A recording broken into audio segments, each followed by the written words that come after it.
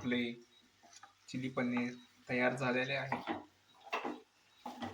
अशा प्रकारे आपण आपले तर आज आहे चिली पनीर बनवत आहे। तर तुम्ही बघू शकता इथं मी ऑलरेडी जी पनीर तळून घेतलं आहे, त्याला कॉर्नफ्लॉवर प्लस थोडासा मीठ शिंपडून जरा तळून घेतलेलं आहे। आणि ते आहे आपलं कॅप्सिकन आणि ऑनियन्स। आणि मी हे सुहानाचे गार्लिक पेस्ट यूज करत आहे। आणि हे मंचुरियन मसाला, चिली मसाला नव्हता म्हणून मी व्हेज मंचुरियन मसाला घेतलाय। सेमच तिचे इन्ग्रेडियंट्स आहेत, फक्त ठीक होतं ते। तर चला आपण करू। तर या भांड्यात मी तेल घेतलं आहे आणि आता ह्याच्यामध्ये थोडं जिंजर गार्लिक पेस्ट ॲड करेन। 1 टेबलस्पून जिंजर गार्लिक पेस्ट,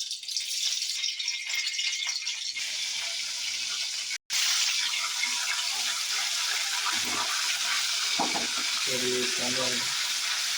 आता याच्यामध्ये आपण ऑनियन आणि आपले कॅप्सिकन ॲड करेन।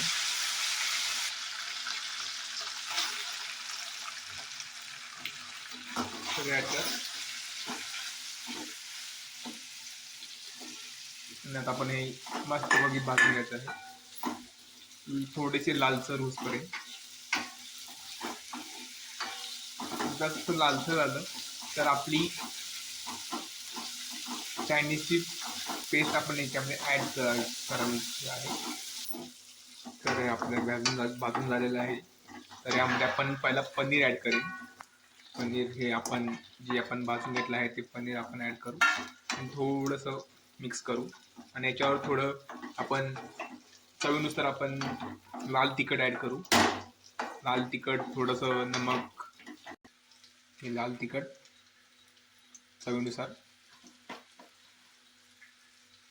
आपल्याला जर तिखट हवं असेल तर आपण आपल्यानुसार टाकू शकता। आणि थोडीशी नमक चवीनुसार मिक्स करून घेऊ मस्तपैकी। टेस्टला पण चांगलं येणार आहे।